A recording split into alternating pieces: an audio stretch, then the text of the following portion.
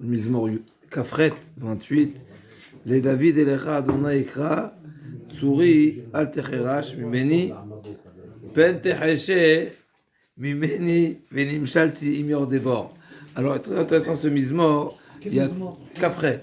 Mizmor Kafret. Alors, il y a trois grandes explications ici, en tout cas que j'ai pu voir.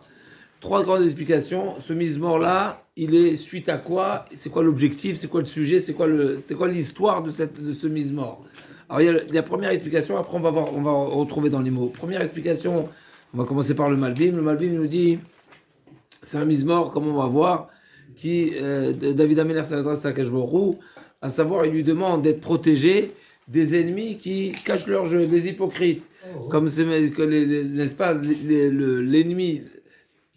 l'ennemi qu'on connaît, on sait s'en protéger. Même si on a toujours besoin de la protection divine, c'est sûr, de toutes les façons, mais on n'est pas surpris. Mais l'ennemi qui cache son jeu, l'hypocrite, d'Over Shalom, c'est quelqu'un qui a des paroles douces, mais en réalité il se cache son jeu. Celui-ci, on n'a pas les moyens. Donc il n'y a que le bon Dieu qui connaît les secrets, les pensées et les projets de la personne. Et ben on ne peut s'adresser que à Hachem. En tout cas, c'est plus simple dans cette situation de demander à Kashborou d'être protégé parce qu'on sait très bien qu'on n'a pas les moyens. N'est-ce pas? S'il y a quelqu'un qui est faux jeu avec nous, on n'a pas le choix. Donc ça, c'est la première explication du Malbim. Avant d'entrer dans les mots, le Malbim dit ce Mizmor fait allusion, et là il rentre, il dit, je ne sais pas précisément comme ça, il dit le Malbim, de quel ennemi il fait allusion? Est-ce que c'est Azifim? Est-ce que c'est comment il s'appelle, Mechila, Anshe Keila, ou bien Sheva Ben Bechi. Donc il en manquait pas des ennemis. Nous, il nous cite, il dit, ça c'est pas précisé, il n'y a pas forcément une allusion ou des mots qui vont nous orienter précisément à quel type d'ennemi il fait allusion. Mais en tous les cas, c'est ce que David Améler demande, d'être protégé de ses ennemis. Il y a deuxième explication, après encore une fois on va revoir dans les mots. Deuxième explication, en réalité, David Améler pas du tout. Ici, c'est pas lié aux ennemis. David Améler demande à se faire juger, et ça c'est une notion qu'on avait déjà vue, mais il demande à se faire juger, pas quand Kashborou juge les tzadikim. David Améler dit comme ça, quand tu juges les tzadikim, ne me juge pas à moi, parce qu'à ce moment-là, moi je vais pas faire partie de la crème, d'accord? Si tu venais me juger et me comparer au grand juste, moi je ne serais pas à la hauteur, donc je préfère être jugé quand tu juges les Rechaïm. Quand tu juges ceux qui ne sont pas méritants, là, à ce moment-là, tu me juges. Et là, c'est comme on va voir dans la suite du Mizmor. Le Mizmor, David Améler dit, ne me compare pas à tous ces Rechaïm, n'est-ce pas, qui sont indignes, qui ne prennent pas le temps à te découvrir, à te comprendre, à voir tes créatures, etc. Donc ça, c'est deuxième explication. Troisième explication, donc ça, on a dit le Malbim, on a dit le Minchat Harev. Et la troisième explication du Radak, le Radak il dit que ce Mizmor-là, Mizmor Kafret, va dans le même ordre d'idée que le Mizmor précédent, à savoir, David Améler demande à être épargné des soucis et des difficultés et des préoccupations matérielles, de manière à être libre pour étudier la Torah. Donc c'est ça ce que David Améler demande, n'est-ce pas, d'être Kashborou le retire de toutes sortes de préoccupations. Donc ça, c'est les trois grandes, on va dire, directions concernant ce Mizmor-là, donc Mizmor Kafret. Quelle était la motivation, quel est le sujet, on va dire, qu'est-ce que David Améler cherche à implorer à Kashborou, à quel sujet. Donc on va retrouver dans le mot, donc les David et les Chab, Hachem, Ekra, donc vers toi, Hachem, j'appelle. Tsuri, mon créateur. Al Techerash Mimeni. Alors, on va développer ici les différents sens de mots qui sont des synonymes. Des synonymes, oui. Des synonymes qui ont un sens très proche, mais quand on va voir la finesse, la différence, on va voir la beauté on va voir plus davantage la finesse. Al-Techerash, quelqu'un qui est un Cheresh, n'est-ce pas? Un Cheresh, c'est quelqu'un qui a un sourd-muet, on l'appelle un Cheresh. Donc c'est le silence. Donc Al-Techerash Mimeni, ne reste pas silencieux à mon sujet. Ben techeche mimeni. Là, il y a une différence entre techerash et techeche. Techeche aussi, c'est un silence. D'accord? Donc, c'est quoi la différence entre les deux? On y arrive tout de suite. Venim shalti imior debor. Parce que si à Kadosh Baruch Hu, tu réponds pas à ma demande, à ma requête, à ma supplication, alors je risquerai d'être désapprécié par le peuple, et il risquerait de penser que, a priori, si le bon Dieu ne répond pas à la tfila de David Ameler, eh ben c'est qu'il vaut pas, il n'en vaut pas la peine. Et donc, comme il dit le Sforno, et donc je serai plus crédible aux yeux du peuple et du fait que je suis roi. Eh ben, n'est-ce pas, le roi est là pour régner, mais quand on parle de régner, c'est pas seulement imposer son règne, c'est au contraire le devoir du roi, le rôle du roi, c'est d'être sensible et de répondre aux besoins du peuple. D'accord? Donc, automatiquement, quand il y a des besoins, eh ben souvent, la réponse aux besoins, des fois, ça peut être contraignant, des fois, il faut des impôts, des fois, il faut des règles, il faut des limites, etc. Donc, si à quelque chose tu ne me réponds pas, alors, Shaltim Yor Debor, je serai comparé à Yor Debor, à ceux qui vont finir au Geinam. Alors, il nous dit le Malbim, c'est quoi la différence entre Techerash et Techeche? Les deux, c'est un silence, mais il y a une différence entre les deux. Il nous dit le Malbim. Techeche, c'est l'opposé de la parole. D'accord? Donc il y a le silence, c'est se taire et ne pas parler. Il y a parler et il y a répondre. C'est deux choses différentes. Parler, c'est exprimer, c'est dire, c'est développer, c'est dire quelque chose qui n'est pas forcément une réponse à quelque chose. Donc, pen techeche, donc si à quelque chose tu vas rester silencieux, c'est-à-dire que tu ne vas pas t'exprimer, tu vas pas t'affirmer, donc d'une manière bien sûr par des actions, par un comportement, parce que on l'entend pas, c'est que ça, on l'a entendu une fois à Seret Dibrot, et après on l'entend à travers ces messages. Les messages sont à travers des situations, à travers des anagotes. Donc Machaché, il dit comme ça le Malbim, c'est l'opposé de la parole. Et Macharish ou Efer Atshuva Sheyalola Anot. Quand il y a une réaction à quelque chose, on parle de Macharish. Macharish, comme ça, comme il y a des psukim, le pasuk ne revient pas précisément dans le Michelet, si je ne me trompe pas. Non, même dans le Teilim, pardon, dans le Teilim, David Ameler, il dit, je me suis considéré comme un Macharish qui ne sait pas répondre, qui aime le Eftarpi. Malgré les insultes, malgré les accusations, j'étais Macharish. Macharish, ça veut dire, j'ai fait comme si que j'ai pas de quoi répondre. Donc il y a une réponse. Donc ça, la nuance entre les deux termes. Et donc David Ameler demande les deux. Al techerash mimeni, pen techeche mimeni. Donc c'est les deux, la nuance entre les deux.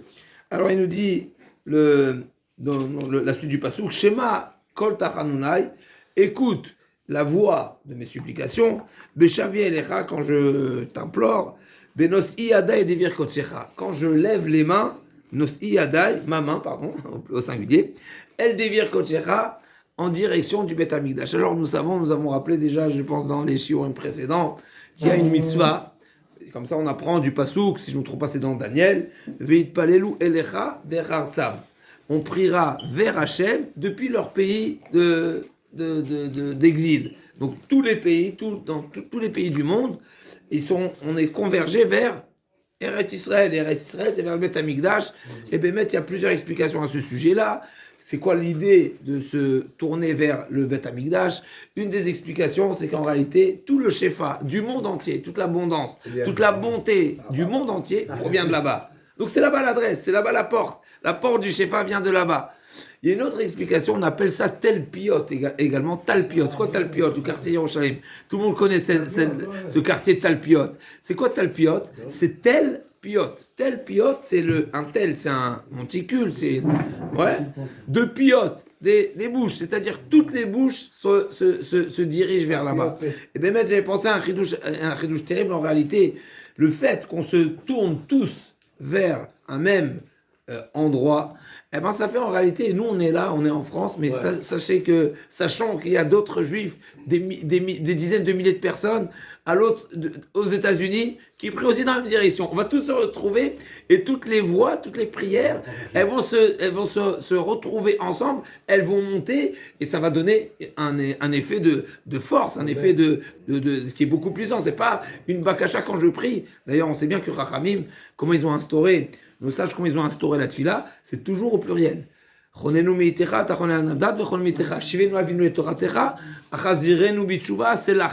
tout au pluriel. On ne prie jamais à titre personnel. Et d'ailleurs, dans ce mizmor-là, on va voir le dernier pasouk de ce mizmor, qui est le pasouk qui est bien connu. Oshia et Tamera, une des explications, on y arrive, j'espère qu'on ne va pas l'oublier de la mentionner. David Amelech, une fois qu'il a prié pour lui, il ne se contente pas de prier seulement pour lui, mais il prie pour l'ensemble des bénis Israël. Il dit ça que tu m'as répondu, réponds également à tous les bénis Israël. Mais là, on est en train de dire une idée qui se rapproche, mais qui est un petit peu différente. En réalité, c'est complètement différent quand il y a un particulier qui prie, et qui prie à titre personnel, qu'il faut beaucoup de mérite et beaucoup de force. Enfin, bien sûr, toujours, on implore Akadosh Baruch Hu par le mérite des Havot. Mais malgré tout, on sait très bien que la tfila du particulier ne vaut pas la tfila du tzibour, de la communauté. Exact. Et c'est pour ça que le Olam Ishtadel, c'est marqué, il faut faire un maximum pour prier Béminyan. C'est pas faire un effort, mais c'est s'efforcer, c'est vraiment faire un maximum, comme c'est dit les poskim. Pourquoi ? Parce que celui qui prie sans Minyan, va de deux choses l'une. Ou bien c'est qu'il est désespéré d'être écouté, ou bien c'est qu'il pense qu'il va être écouté même s'il est seul. D'accord ? Donc, tu te prends pour qui, en réalité ? Et si tu sais que tu n'es pas méritant, alors pourquoi tu pries seul ? Va prier, ça veut dire quoi ? Tu es désespéré de la tefila. Donc, bien sûr, il y a une obligation de prier comme ça, Betzibour. Et donc, déjà Betzibour. Maintenant, on sait très bien, quand on est rentré dans le mois de Elul, on sait également... On a dit la tefila du particulier, bien sûr, elle n'est pas comparable à la tefila du tzibour. Et comme on a rapporté également à la fin du mizmor précédent, le Chida nous rappelait Chazal v'yamet tzbecha v'kavel Hashem. Ça fait allusion à cette période-là. Il y a la période de Elul, bien sûr, qui est une préparation aux fêtes, bien sûr, de Tishrei, et particulièrement entre Rosh Hashanah et Kippour. C'est un moment très particulier quand c'est marqué Dirshu Hashem beimatzeo, Keraou ou Bioto Karov. On a, n'est-ce pas, c'est un moment où Akadosh Baruch Hu, Melech Basadeh, comme on dit.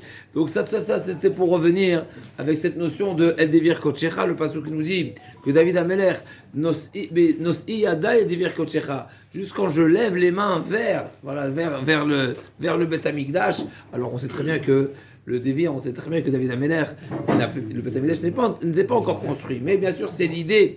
C'est la notion, certains disent c'est les cieux. Mais en tous les cas, dans cette la particularité du Beth Amikdash, on a dit deux explications à retenir. Deux grandes explications. Premièrement, c'est l'endroit, la source du Shefa, de la grande abondance. Et deuxièmement, c'est tel piote, n'est-ce pas, toutes les bouches, on a dit le Beth Amikdash, premièrement c'est l'endroit, n'est-ce pas, du Shefa, deuxièmement c'est l'endroit où toutes les bouches, telles piotes, toutes les bouches sont dirigées en cette direction. Et donc en réalité, quand la personne prie dans cette direction, il se trouve qu'il n'est pas seul à prier, mais il rejoint tous les piotes, toutes les bouches, toutes les demandes, toutes les requêtes, et donc automatiquement, bien sûr, ça donne une grande force à la tfila.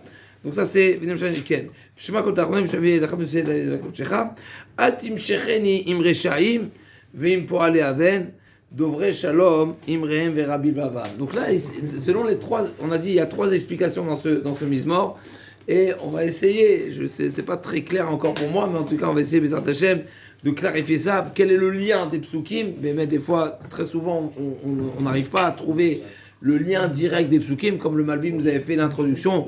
Finalement, ça reste de la prophétie, ça reste un chant, et on ne sait pas toujours, comme ça disait dans l'Agdama, on ne sait pas toujours exactement c'était quoi l'idée du Meshorer, donc de David Amelech qui chante. On ne sait pas qu'est-ce qui lui traversait l'esprit, mais c'est sûr qu'il y a un lien, et à nouveau c'est de la névoie, donc c'est quelque chose de particulier. Donc il dit Atim Shechenim Rechaim Vim Poale Ave Dovre Shalom Imrem Verak Bilvavam. Donc d'après l'explication du Malbim, nous avons dit que David Amelech demande d'être protégé, d'être épargné de ces ennemis-là qui ont le double jeu, qui sont les hypocrites, comme c'est marqué. Atim Shechenim Rechaim. Donc ne m'entraîne pas avec les Rechaim. Veim pour aller aven. Dovrei Shalom imrehem. Donc c'est des Dovrei Shalom. C'est quoi Dovrei Shalom? Dover, c'est quelqu'un qui parle. Un Dover, c'est un speaker.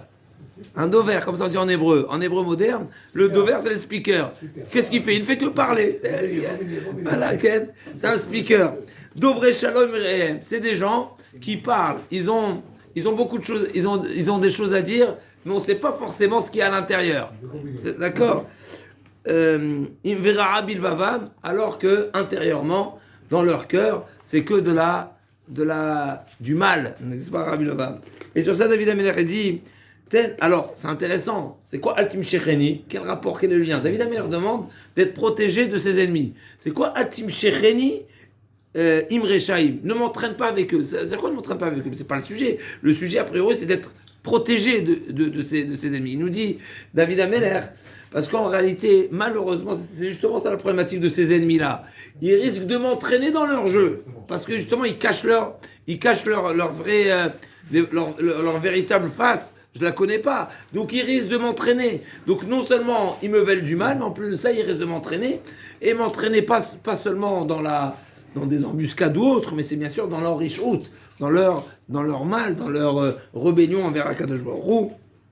Et sur ça, David Ameler dit, Ten lahem kefar olam, ou groam alem kemasedem ten lahem, achev gemulam lahem. Donc ten lahem kefar olam, donne-leur comme par olam. Là aussi, on va voir une belle définition du Malbim qui nous explique la nuance qu'il y a entre peroula, entre maasé et maal. Tout veut dire une action. Mais il y a différents niveaux dans l'action, c'est-à-dire, on va dire, il y a différentes étapes. Il y a l'action qui est la démarche de l'action, il y a toute la mise en scène, il y a toutes les étapes de l'action, il y a la finalité de l'action, et il y a la pensée qu'il y a dans l'action. Quand il y a un ennemi qui fait du mal à quiconque, premièrement, il prépare, il y a une stratégie, il y a une mise en scène, il y a tout un contexte. Ça, c'est ce qu'on appelle la péroula. C'est des péroulottes, c'est des actions, c'est pas la finalité encore, c'est la préparation à. Le maasé, c'est la finalité. Maasé, c'est quelque chose qui est fini. Comme ça, après, bien sûr, on fait confiance au Malbim, mais il faut savoir d'où il a tiré toutes ces différences-là. Mais en tous les cas, c'est comme ça, il dit. Et le Maal, n'est-ce pas que ça, à quoi ça nous fait penser Maal? Mais il a. Maal, en réalité, c'est toutes les intentions qui sont et qui ont motivé, qui ont été la motivation de ces actions, la haine, tous les ressentis que l'homme a, et pendant l'action, et ce qui a mené à l'action, etc.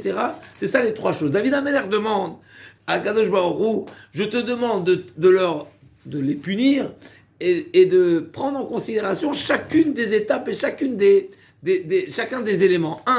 Toute la mise en scène, ce qu'on appelle les péroulottes, les actions qui permettent à finaliser quelque chose, le maasé, qui est la finalité, et également, je te demande, même le maal. Le maal, donc comme on a dit, c'est toutes les intentions, les pensées, je cherche un autre mot, les mauvais caractères, quand on parle c'est pas seulement, c'est les sentiments, les mauvais sentiments qui les a entraînés ou qui génèrent ou qui les animent. Tout ça, je te demande de les. Donc, tel lahem, qui est parolam, donne-leur comme s'ils ont agi. Ou kroam alalem. Et ça, c'est pour ça que quand on parle du mal, on parle un homme qui est mauvais, n'est-ce pas? C'est à travers son action, n'est seulement le reflet du mal qui est à l'intérieur. Des fois, on n'est même pas capable. Alors, allez-nous, ceux qui veulent du mal. Alors, on voit quand il y a des atrocités, ça montre combien, n'est-ce pas? Il y a des ennemis, il y a des ennemis. Il y a des ennemis qui veulent la mort de quelqu'un, ils le tuent proprement, d'accord? Ils le tuent sans. Il y en a, non, ils veulent pas seulement sa mort. Et on a, Hachem, il manque pas. Alors, allez-nous. Ils veulent pas la mort. Ils veulent la souffrance et jusqu'au bout. Ils savent même plus comment faire souffrir tellement qu'ils veulent faire souffrir. Alors, allez-nous, qu'on ne connaisse pas. Mais ça montre, c'est ça le Roham Alalem. C'est c'est pas seulement ils veulent la mort. Mort, c'est mort, ok, mais c'est. Vous savez quoi, il y a une halakha très intéressante, c'est marqué, on sait très bien, on rappelle souvent cette notion-là parce que voilà, ça nous donne un petit peu la sensibilité qu'il faut avoir pour certaines mitzvot et la gravité de certaines mitzvot, on sait qu'il y a 3 mitzvot, n'est-ce pas, pour lesquelles il y a va y avoir, il faut se laisser tuer. Tosfot nous dit un grand chidouche. Si on nous dit, si le goy, malheureusement, on est menacé à transgresser une des 3 avérotes ou d'être tué, il faut se laisser tuer. Se laisser tuer, pas se laisser souffrir. Le bon Dieu nous demande d'être capable de nous laisser tuer, mais pas souffrir. La souffrance, c'est quelque chose que, même à Gajbourg, on ne nous demande pas, même dans ces cas de figure. Tellement, et bien, mettre ça, on sait très bien, alors, allez-nous, combien que soit les Assar, au Gemalchut, et tout ce qu'on a, et tout ce qu'on a traversé, ils ne voulaient pas seulement notre mort. C'est pas qu'on les dérangeait, seulement qu'on occupait, n'est-ce pas, comme, bien sûr, on a occupé, comme la dernière, malheureusement, l'avant-dernière, il y a 70 ans, n'est-ce pas, on a occupé en Europe, on occupait des postes, et bien sûr, comme ça les grands rabbinim disent, quand on était interdit de pratiquer et d'occuper certains postes, donc que ce soit bien sûr, on a des médecins ici, mais à plus forte raison quand c'est des postes qui sont publics, dans l'État, etc., le juif, il était complètement interdit d'exercer toutes sortes de... Dès le moment où il y a eu une ouverture, eh ben malheureusement, d'un côté, nous, on l'a pris comment? Nos frères, les Ashkenazim, mais oui, ils l'ont pris comment? Ben c'est Baruch Hashem, on respire, on peut avoir du travail, on peut avoir de la parnassa, et on en a besoin, c'est clair. Mais malheureusement, il y a l'envers de la pièce, c'est quoi? C'est que, voilà, on est... Trop fort. Non, on s'assimile, c'est ça le problème. Et le problème ensuite, c'est qu'on va doubler malheureusement les goïms, en tout cas on va les égaler, on va doubler, on ne cherche pas à dire qu'on est toujours mieux que tout le monde, parce que Chochma Bagoïm Tamin, c'est pas ça ce qui nous intéresse pas, ça nous intéresse pas tellement, mais en tous les cas, le goy sent qu'on prend sa place, d'accord? On prend sa place, et quand on prend sa place, alors il veut nous éliminer. Mais là, à nouveau, alors élimine, ok, mais fais la chose simple, propre. Pourquoi les souffrances? Non, c'est forcément, il y a une jalousie, forcément il y a quelque chose qui les ronge intérieurement, qui est bien plus que de la haine, parce que qui est la mort. Parce que quand on parle de haine, n'est-ce pas, dans la définition du dictionnaire, la haine c'est quelqu'un qui veut la mort de quelqu'un, d'accord? Non, c'est pire que ça la haine. La haine c'est pas seulement vouloir la mort, parce que vouloir la mort c'est pas le pire.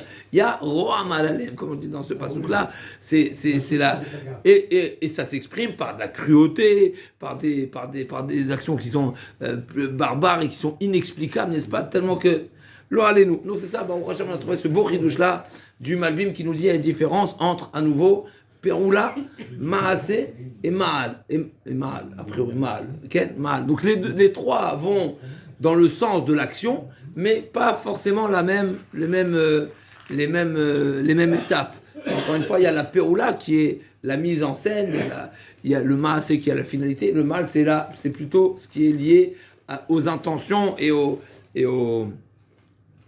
intentions de la personne qui motive et qui anime qui anime la personne pour réaliser ce qu'il a réalisé. Kilo Yavinu.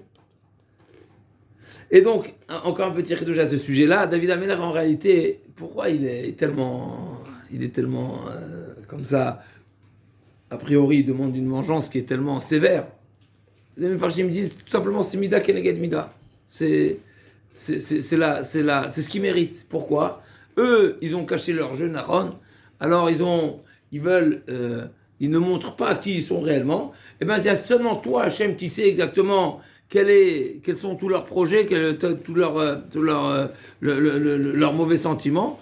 Et bien, c'est ce qu'ils méritent. Ils méritent d'être jugés sur chacune des actions, chacune des pensées.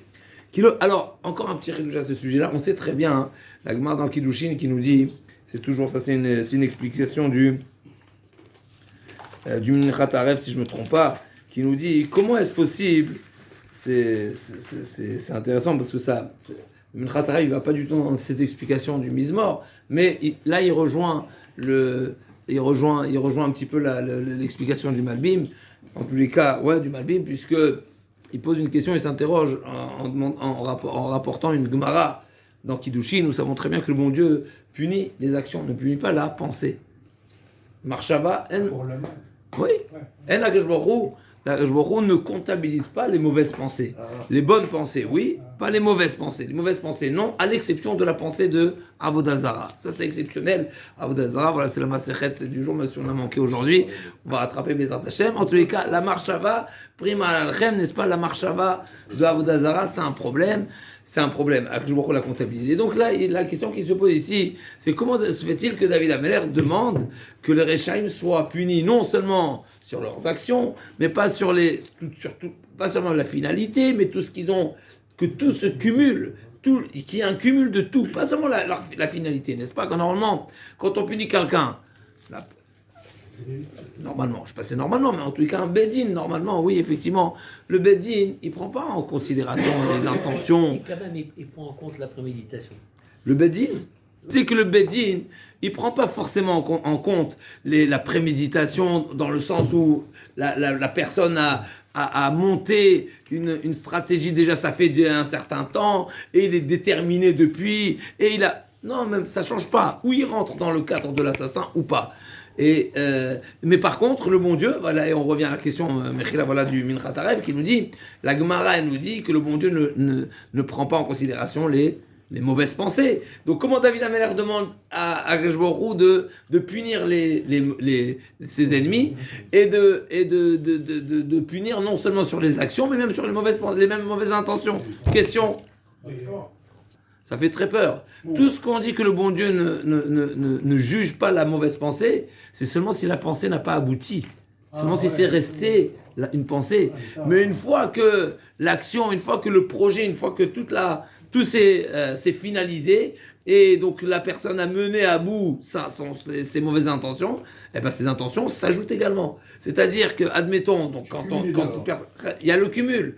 C'est-à-dire tout ce qu'on dit que là, le bon Dieu ne punit pas la pensée, c'est si c'est resté au niveau de la pensée. Mais une fois que ça a été mis En fait, on juge que son action, parce que toute action a une pensée au départ. Je suis d'accord. Donc en réalité, a priori, alors c'est pas explicite, mais c'est ce que je comprends de ce qui est marqué ici, c'est-à-dire que la pensée n'est pas prise en compte s'il n'y a pas une finalité. S'il y a une finalité, et à ce sujet-là, il y a une très belle explication. Si je ne me trompe pas, c'est du Khatam Sofer, mais je ne suis pas certain.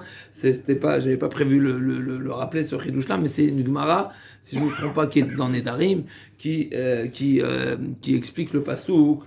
Le pasouk dit dans la parashat Nedarim, dans la paracha de Matot, donc là où on parle des Nedarim, n'est-ce pas, Veisha Kitidor Neder, etc. Donc c'est les engagements de la femme qui est veuve, la femme, ok. Et ça, la Gemara a dit, ou bien la jeune fille.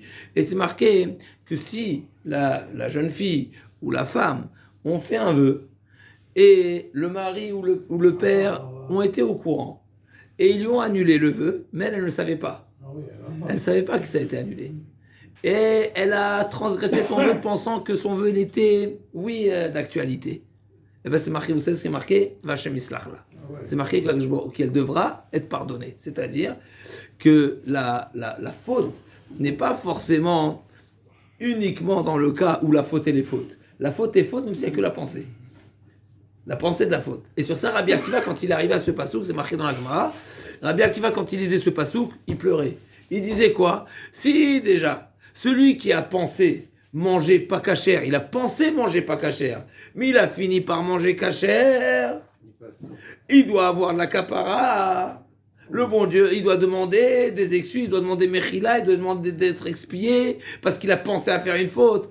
À plus forte raison, celui qui a fait la faute, qui doit demander à être expié. Et sur ça, le Mefarshim pose la question, Todarabba, Rabbi Akiva, mais c'est évident, qu'est-ce que tu es venu nous dire ici? C'est quoi ton chidouche? Vous savez ce qu'il dit, le Khatam Sofer était à ce sujet-là? Non. Vous savez de quoi il s'agit ici? J'étais court dans la question. C'est quoi la question? Parce que là, c'est sûr qu'une personne qui n'a fauté que par la pensée, si déjà celui qui a fauté que par la pensée, il est condamnable, à plus forte raison, celui qui a fauté par l'action, qu'il est doublement condamnable. Pourquoi? Comme vous dites, il y a et la pensée et l'action. S'il y a eu action, il y a eu pensée. Il nous dit le Khatam Sofer, c'est pas ça le Pshat de Rabbi Akiva. Vous savez c'est quoi le Pshat de Rabbi Akiva? C'est qu'on parle de celui qui a fait l'action sans la pensée. À savoir, si déjà, c'est comme ça, ça le raisonnement, si déjà, une personne qui a pensé fauter, qui n'a pas fauté à la fin, eh ben il doit demander une capara. À plus forte raison, celui qui a fauté sans penser, par exemple, il savait pas. C'était par inadvertance. Eh bien, plus forte raison qu'il devra demander kapara. C'est quoi la logique ici? Il nous dit le Khatam Sofer à ce sujet-là. En réalité, on parle d'une même personne. Une même personne, à savoir, qui a pensé, on va prendre l'exemple de l'Agmara, qui a pensé manger pas cachère. Mais, pour une raison ou pour une autre, ça lui a été, ça s'est pas présenté. Donc il voulait aller au McDo, à Mavdil, Shalom, le McDo était fermé. Ah, d'accord. Donc, Pas de peau. pas de peau. Au contraire, il a de la peau. Pourquoi? Parce que le bon Dieu ne va pas le punir sur ça. Normalement, d'accord? Parce qu'on a dit. On va dire qu'Hachem qui l'a fermé aussi. On a dit, oui, mais parce qu'on a dit que le bon Dieu ne punit pas sur les pensées. Donc il n'y a pas eu d'action. Maintenant, ça c'est la première histoire. Deuxième histoire, il voulait manger, il était ok? Il pensait qu'on lui avait présenté un sandwich cachère, et en réalité c'est un sandwich pas cachère. D'accord? Pas cachère. Eh bien vous savez ce qu'il dit Rabbi Akiva? C'est caché. La pensée qu'il avait autrefois de manger pas cachère, elle va s'associer, elle va s'additionner à l'action, même si une action sans pensée. Et là, c'est un chidouche encore plus fort que ce qu'on est en train de dire. Tout ce que la Gemara nous dit, que le bon Dieu ne prend pas en compte la mauvaise pensée, c'est seulement une mauvaise pensée qui n'a pas abouti. Mais là, il nous rajoute encore une fois Rabbi Akiva, d'après le Khatam Sofer, si je ne me trompe pas, c'est Khatam Sofer qui dit, mais si au final, l'action a oui abouti, même si c'est une action non préméditée, du fait qu'il y ait une préméditation qui n'a pas abouti, eh ben elle va s'associer avec l'action qui n'a pas été préméditée. C'est une bonne question, ça je sais pas. Et Hachem et Rapper Baadeno, parce que si c'est 10 ans, on est mal barré. Tu as raison, Razak Maro. Comme les bananes sur une... Donc on est toujours dans le Kafret. Donc tel Mkefor, là on a dit d'accord. Donc on a détaillé c'est quoi la différence entre Peoula, entre Maaseh et Mahal. Et on a posé la question de la Gemara de Kiddushin, où la réponse est que quand il y a une pensée qui reste que pensée, elle n'est pas comptabilisée. Mais quand il y a eu une action, eh ben la pensée, elle est également comptabilisée. Truc suivant, Kilo Yavinu el Pilot Hashem, Lo Yavinu, Kilo Yavinu el Pilot Adonai, Ven Maseh Ada, V'Yasem Velo Yivnem. Alors, là, d'après l'explication du Malbim, on a dit que David Ameler demande d'être protégé de ces faux, des faux jeux, n'est-ce pas? Ceux qui ont les hypocrites, qui d'Ovrei Shalom, qui sont seulement, qui soutiennent des propos agréables et de paix et d'accord, alors qu'en réalité, ils prévoient et le fond de leur pensée, bien sûr, elle est mauvaise. Pourquoi? Kilo Yavinu el Pelot Hashem. Alors d'après une des explications, en réalité, ils ont une mauvaise traduction de ce que David Ameler traverse. En réalité, quand David Ameler traverse toutes sortes d'épreuves, et ils sont là à juger et à supposer que la raison de ces épreuves, en réalité, c'est pas des épreuves qui sont là pour le faire évoluer, pour le faire mériter, mais c'est des punitions parce qu'il a transgressé. Il a transgressé quoi? Bathsheba, la fameuse, encore une fois, on sait très bien, les fameux dossiers des ennemis de David Ameler, c'est son origine, d'où il vient, c'est qui sa mère, et c'est qui la mère, la grand-mère, n'est-ce pas? Puisque c'était un sujet qui n'était pas encore clairement tranché, puisque c'est marqué le Amoni Moavi Vikalachem. La Torah nous demande de ne pas nous marier, même avec le converti, et même s'ils sont convertis, on ne se mariera pas avec eux. Ils sont convertis, il y a conversion, mais sans mélange. Pourquoi? Parce que, à nouveau, comme on a dit tout à l'heure, le caractère des Bnei Israël, c'est Rachmanim et Gomnei Chassadim, c'est l'explication du Ramban, même si on n'est pas forcément, habituellement, on ne donne pas on cherche pas forcément des explications aux interdits de la Torah. Là, la Torah te dit explicitement pourquoi tu ne te marieras pas avec le Moavi, toute la lignée. Pourquoi? Parce qu'ils n'ont pas été bons envers nous, alors que, il nous dit le Ramban, eux particulièrement, leur est reproché tous les goyim, personne n'était bien avec nous. Plus que ça, on avait dit la semaine dernière, il y a quelques semaines, le dernier Pshio, on avait dit le Edom, qui est notre frère, n'est-ce pas? On lui a dit laisse-nous passer, on payera, on sera des bons touristes, on va payer plein pot. Ils ont dit rien du tout, tu passes pas. Donc personne n'était bon envers nous. Ammon et Moab, ils sont encore plus éloignés de nous. Ils ont le lien de parenté des bien plus loin, puisque c'est les enfants de Lot. Donc c'est vraiment arrière petits cousins, n'est-ce pas, par rapport à au début de la Shalchelet, donc de la de la chaîne qui est de Avraham Avinu, ceux-là, ils sont encore avant. Il nous dit le Ramban, vous savez quoi? C'est vrai, mais Avraham Avinu s'est tellement donné et investi pour Lot que Lot avait une très grande, un grand devoir de reconnaissance. Bien sûr. Pourquoi? Parce que Lot, ben oui, il s'est donné. Incroyable. Avraham Avinu, ça c'est, quand on réfléchit, c'est terrible. Ouais. Avraham Avinu, il est prêt à partir en guerre avec au maximum 318 soldats. D'après certains, il est parti tout seul pour aller, qu'on appelle ça, récupérer Lot qui était captif, alors que il y avait, de quoi on parle? On parle d'une guerre mondiale. Il y avait 4 rois contre 5 rois, c'est les 4 rois qui ont gagné. Avraham Avinu, il vient comme ça, comme une fleur, pour aller sauver Lot. Et ben vous savez quoi? Lot et toute sa descendance lui doivent un merci à jamais. Et le fait qu'ils n'ont pas été sensibles, ça veut dire qu'en réalité, on reproche que génétiquement parlant, ils sont atteints par ce mauvais caractère de ne pas être reconnaissant. Fini. Ils ne s'alignent pas. Ça, c'est terrible. Comment ça montre bien le caractère. C'est pire. Quelqu'un qui n'a pas la reconnaissance, c'est marqué. Kol kofer betovato shel chavero, sofo kofer baika. Celui qui est pas reconnaissant, on est reconnaissant, Moshe. T'inquiète pas, mais je l'ai dit, pas moi. Celui qui n'est pas reconnaissant, c'est la première des choses, c'est la reconnaissance. Celui qui n'est pas reconnaissant envers autrui, celui qui n'a pas la reconnaissance, sofo kofer baika, il finira par ne pas reconnaître la bonté d'Hachem et donc la présence d'Hachem. Donc ça c'est quelque chose qui est, n'est-ce pas, Amon Moav. Pourquoi on a parlé d'Amon Moav? David Améler. Donc on a dit Chazak, on est parti complètement dans le décor, n'est-ce pas? On a dit l'origine d'Améler. On sait que les deux choses qui étaient sur quoi les ennemis de David Améler ils chevauchaient, c'était un, l'origine de David Améler, Chazak Baruch, et deux, la faute de Bathsheba. Donc à chaque fois c'était salé. Donc là ici les Mefarshim disent, en réalité, lo yavinu l'pelot Hashem, c'est-à-dire que eux les ennemis de David Améler pensent que tout ce que David Améler souffre, que ce soit avec Shaoul, que ce soit avec Avshalom, que ce soit avec les ennemis, etc., tout ça, en réalité, c'est des punitions. Mais ils n'ont pas compris qu'en réalité, Akadosh Baruch Hu ne fait ça seulement, au contraire, pour le faire, ou pour le blanchir, ou pour le faire rebondir, ou pour qu'il mérite un plus grand Olam, etc. Donc, qu'est-ce qu'il a dit David Amelech, là, c'est magnifique ce pasouk.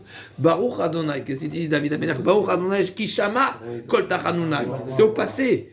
Merci Hachem, béni Hachem, le Mekor Abachot. Hachem, il est le Mekor Abachot, Kishama, Kol Tachanunai, qui a entendu la voix de mes supplications. Où il a entendu? Où il a entendu là? Non, ok, Kol, la voix de mes supplications. Ok, moi ma question c'est comment David Améler, c'est pas ma question, c'est la remarque de tous les Mefarshim ici. Comment David Améler comment il dit merci alors qu'il vient de prier? Il vient de demander. Il dit merci Hachem qui a entendu. Alors d'après une explication, c'est que David Améler effectivement, il remercie sur le passé. Il dit tu m'as déjà toujours entendu. D'accord? Donc ça c'est... il faut quand même comprendre la suite, mais en tous les cas, c'est une des explications. David Améler ne vient pas remercier forcément sur le présent, mais il vient remercier sur le passé. Et effectivement, il dit, David Améler reconnaît que tu m'as toujours entendu, tu m'as toujours sauvé, donc pour revenir, je demande à nouveau, j'insiste sur ces demandes-là, et merci de m'avoir écouté sur le passé. Ça, c'est une des explications, selon différentes explications, que ce soit le Piroucharid qui dit Kishama Tamid Bekol Tachanunai. Hachem, tu m'as toujours entendu au passé. Pareil, le Sforno, qui j'ai vu encore, qui dit comme ça. Donc ça, c'est une explication sur le passé. Il y a une explication du Radak qui dit qu'en réalité, non, David Améler, il remercie dès maintenant sur le futur. C'était bénévoie. Donc c'était de la prophétie. Donc David Améler, il dit, il était tellement convaincu, c'est pas qu'il est convaincu, mais là, c'est le troisième chat que je veux vous proposer. C'est que David Améler, à ce moment-là, il voit par prophétie qu'Akadosh Baruch Hu a écouté et va exaucer ses demandes, et il fait déjà allusion, et là on va revenir à l'explication du Radak parce qu'on ne pourra pas tout faire, le Radak sur tout le Télim, mais il nous dit c'était quoi la demande de David Améler. On a dit en introduction, le Radak il dit que tout ce Télim, d'après le Radak, c'est pas une demande d'être protégé de ses ennemis, mais c'est c'est une demande d'être libre au service d'Akadosh Baruch Hu, c'est-à-dire d'être épargné de tous les tracas de la vie, tous les soucis. Et là, à ce moment-là, David Ameler, il voit par prophétie, je vous dis, c'est l'explication du Radak, il voit par prophétie qu'il va finir. Écoutez l'histoire terrible qu'on a déjà mentionnée plusieurs reprises, c'est que David Ameler, une fois, il allait mourir. Quand est-ce qu'il allait mourir? Quand il s'est retrouvé face à face avec le face à face du frère de Goliath. Du frère de Goliath. Le frère de Goliath. Goliath, David Ameler, il est venu avec toute l'assurance. Il a dit, pourquoi il a été avec toute l'assurance? Parce que Goliath, qu'est-ce que David Ameler a dit? Goliath, c'est dans le texte. Il dit, tu crois que je vais laisser parler, je vais me taire aux insultes que Goliath se permet d'être Mecharef ou Mgadef. Hachem, il tenait des propos qui étaient envers Hachem. David Ameler, il est venu avec cette assurance, mais t'es certain. Et d'ailleurs, il a dit, d'accord, et il a dit, Mecharef ou Mgadef. Tu as vu le film, toi. Et donc il a dit, moi je viens pas pour défendre Kaviarol, c'est pas une défense, c'est pas une atteinte personnelle, c'est que je viens de défendre Hachem. Kaviarol, Hachem. Hachem a besoin d'être défendu, mais c'est notre devoir, bien sûr, Razak.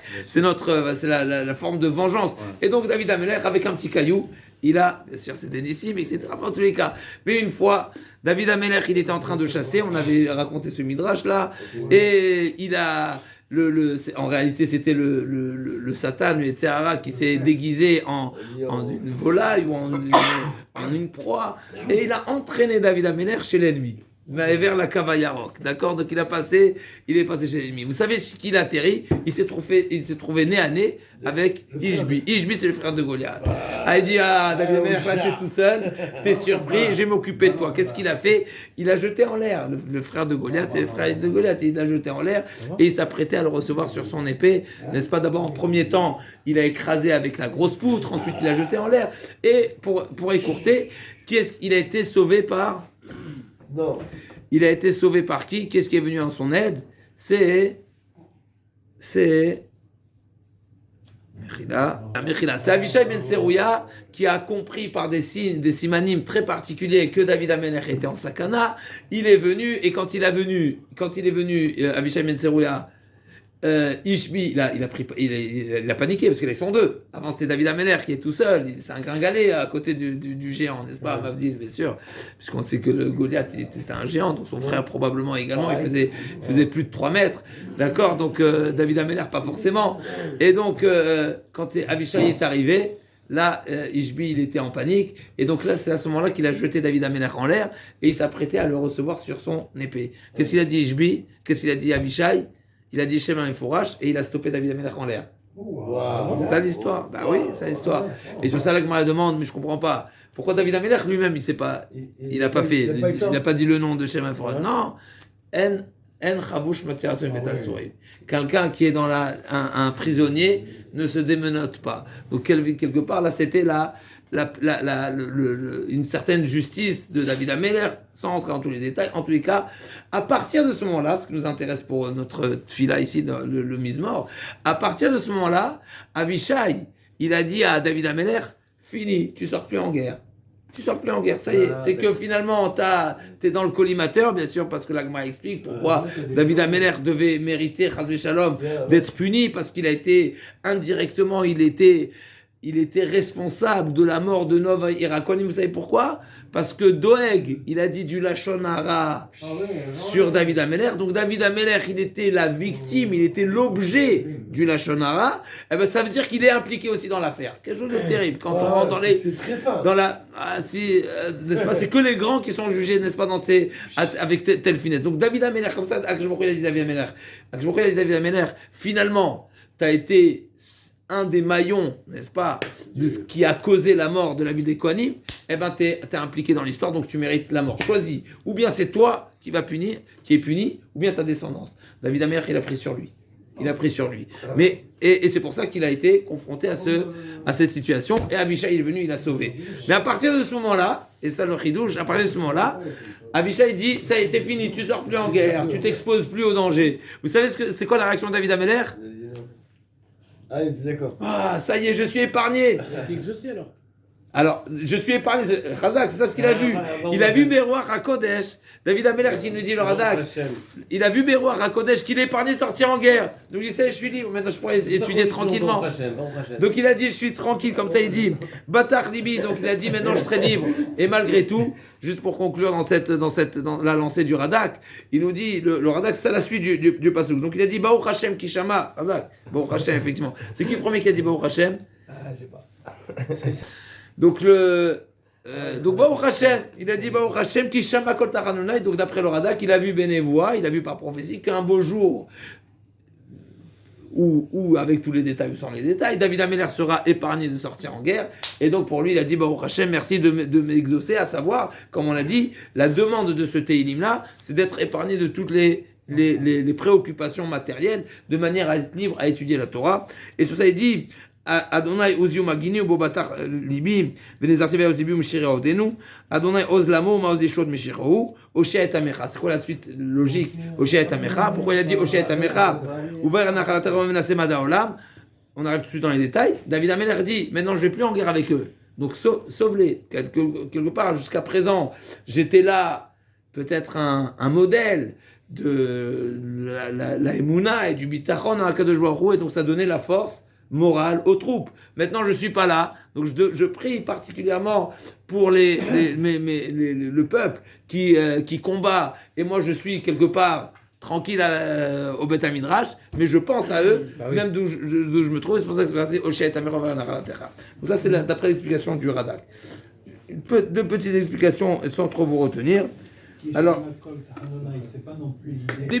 au début du Mizmor, le Malbim dit Shema Kol Tachanunai. Il dit le Malbim Shema Kol Tachanunai, c'est écoute la voix de ma supplication. Et il dit comme ça le Malbim, et je ne sais pas sur quoi il s'appuie pour dire ça, mais c'est-à-dire comment il voit ça dans les mots du Pasuk, mais en tout cas il dit Umosif Shelo Tamtin Klal Acha Shavea. Et il dit je demande quelque part de ne pas Raktoshia Teref. Je demande à être sauvé sauvé immédiatement. Donc ici, dans la demande de David Ameler, en tout cas d'après l'explication du Malbim, la demande de David Ameler était très particulière, que David Ameler demande une protection immédiate et d'être sauvé immédiatement. Yacholiot, d'après cette explication, alors il ne le dit pas le Malbim, mais peut-être que David Ameler dit Baruch Hashem Kishama, c'est-à-dire quoi? C'est-à-dire que David Ameler, il était peut-être tellement confiant d'être capable de demander d'être exaucé immédiatement, qui dit à la fin de sa demande, merci de m'avoir écouté, c'est une manière de dire, je suis entièrement confiant que tu vas m'exaucer, et tu vas m'exaucer à ma demande, à savoir, je demande d'être exaucé immédiatement. Donc, quelque part, David Ameler, il avance, peut-être, je ne l'ai pas vu marquer, mais il s'avance en disant... parce qu'il faut comprendre comment David Ameler, c'est quoi? C'est une audace, a priori c'est audacieux de demander à Kjomro d'être répondu immédiatement en plus de ça. Je veux être, exauce-moi tout de suite, sans attendre. Et David Ameler dit merci de m'avoir exaucé. C'est quelque chose de terrible. Donc je dis, d'après en réalité il y a deux questions. Je réponds une question par une autre question, même si ça ne répond pas à l'ensemble de l'étonnement. Mais en tous les cas, je dis David Ameler, il avait une démarche très particulière ici, et c'est peut-être pour ça qu'à la fin il dit merci Hachem de m'avoir exaucé, alors que il n'a pas forcément encore perçu la réponse de la demande de ce qu'il a formulé. Conclure avec le Malbim. Oshia et Amecha, c'est quoi le lien? On a dit d'après le Radak, on comprend le lien. Comment se fait-il que David Ameler maintenant il rebondit sur une demande sur pourquoi il demande une protection pour le cas Israël? Réponse, parce que là, David Ameler ne sort plus en guerre, et donc il dit, je ne suis pas là, je prie pour eux. Ça, c'est d'après le Radak. D'après le Malbim, alors là, c'est très intéressant, il dit, David Ameler, Hachem, il est Umaoz Yeshua Meshirou. En réalité, tout ce que David Ameler, il dit, tout ce que je mérite, et tout ce que j'ai, ce statut-là de Meshiach Hachem, d'être oint, et roi, etc., c'est par le mérite de Israël. Donc en réalité, toutes mes tfilotes, elles sont par le mérite de Israël. Comme on sait que Akadosh Baruch Hu, c'est comme ça que Akadosh Baruch Hu, il a dit à Moshe Rabbeinu d'aller consoler quelque part les Israël en leur disant que tout ce que Akadosh Baruch Hu s'est révélé à moi, Moshe Rabbeinu, comme ça Moshe Rabbeinu dit, c'est que par votre mérite. Et la preuve en est, c'est que pendant les 40 ans du désert, où Akadosh Baruch Hu était en colère, il était en colère contre les Bnei Israël, et bien l'on nitiachet shrina imo, Akadosh Baruch Hu ne s'est pas adressé à Moshe Rabbeinu Yichidout, comme on va dire, l'on nitiachet. A priori, il y a eu, mais en tout cas, l'on nitiachet. Donc c'était une manière de dire qu'en réalité, comme on a dit également une autre Gemara qui nous dit que Arbé, Nevim, il y avait beaucoup de personnalités qui étaient méritantes d'avoir des révélations et des prophéties comme celle de Moshe Rabbeinu, mais le dor n'est pas Zakai. C'est-à-dire que finalement, Akadosh Baruch Hu se révèle à ces tzadikim, seulement, il faut deux conditions pour ça. Un, il faut en soi être méritant, et deuxièmement, il faut que ce soit également que le peuple soit méritant. Donc David Améler dit, tout ce que je demande à être sauvé, etc., c'est parce que je suis le roi. Le roi de qui? Des Bnei Israël, ça veut dire que les Bnei Israël sont méritants. C'est pour ça qu'il dit, Oshet Amera, c'est-à-dire, je lis dans les mots, il dit le Malbim, Sheta Sezé Ba'avour Israël, tu vas faire tout ce que je te demande, d'être sauvé, d'être épargné, d'être protégé, c'est pour le peuple d'Israël, le Shia Otam, et de manière bien sûr à les sauver également. Donc ça c'est premièrement. Deuxièmement, Barechem, Oshet Amecha Uvarech et Nachalatecha, donc premièrement, les sauver, les épargner, les protéger. Deuxièmement, je demande également, une fois, n'est-ce pas, il va crescendo comme ça, David Améler, donc demande la protection. Deuxièmement, je demande qu'il soit béni. Uvarech et Nachalatecha. C'est quoi Nachalatecha? Nachalatecha, ça veut dire que c'est ta Nachala. Nachala, c'est ton. C'est pas un héritage. Un héritage, c'est Yerusha. Nachala, c'est ton. Nachala, comment on traduit Nachala? Je ne sais pas le mot. Ok, appelez ça comme ça. En tout cas, c'est ta. Ok, ta Nachala. Et il nous dit le Malbim, il nous dit en réalité la notion de Nachala, ça veut dire que c'est ton patrimoine. Non, je sais pas, c'est pas le mot. C'est héritage, mais c'est un autre mot. Ok, en tout cas, il nous dit comme ça, il nous dit le Malbim.